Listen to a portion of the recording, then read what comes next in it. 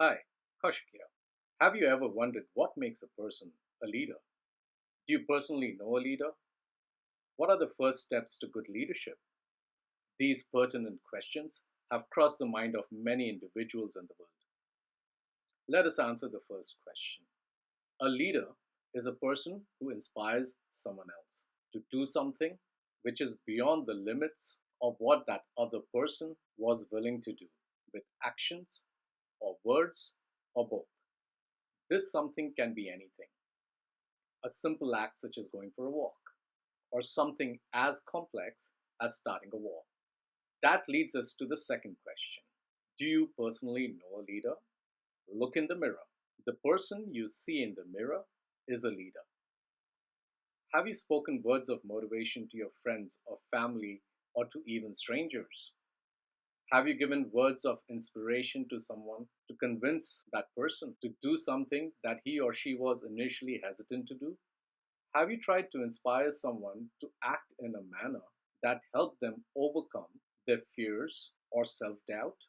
If the answer to any one of these above questions is a yes, then you have demonstrated your leadership skills. We are all leaders. Leadership is an innate quality in all human beings. It is not learned. We are born with this skill. What is learned is how to turn this innate skill into a useful tool that serves a greater purpose. That leads us to the third question. What are the first steps required to develop good leadership skills? In order to lead others, we first need to master the skill of leading ourselves. In his book detailing the principles of leadership, Chanakya gave us three keys which are critical to enhance our ability to lead ourselves. The first key is lifelong learning. The second key is the practical application of these lifelong learnings.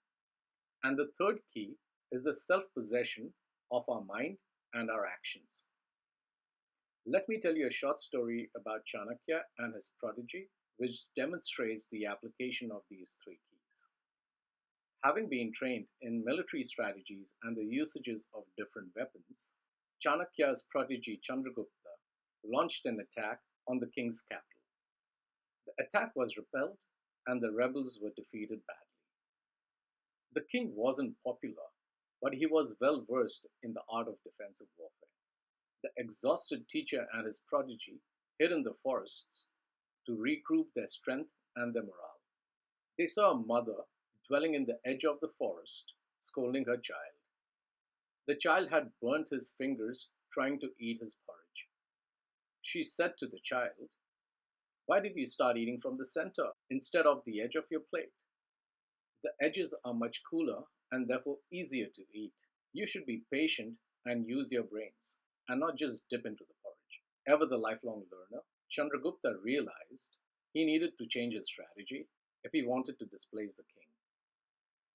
Teacher and pupil spend many days following and listening to the mother teach her child, and then decided to apply some of these lessons in their military efforts. They changed their strategy. They started capturing smaller fiefdoms on the outer edges of the kingdom. They befriended some of the rulers, and they strengthened their forces with military alliances. The power of partnership allowed them to eventually take on the mighty king Nanda and eventually overthrow him. The ability to learn continuously allowed Chandragupta to learn from his mistakes. By applying these lessons practically without fearing failure, he was able to discern what strategies worked and what did not. It made him a better military leader, it made him a better strategist. With calm, composed, and rational thinking, he was able to introspect and fine tune his methods. Leading yourself is the most difficult task that any leader can face. It involves accepting and correcting our mistakes. But this is an essential first step to establish ourselves as a good leader. Thank you. Namaste.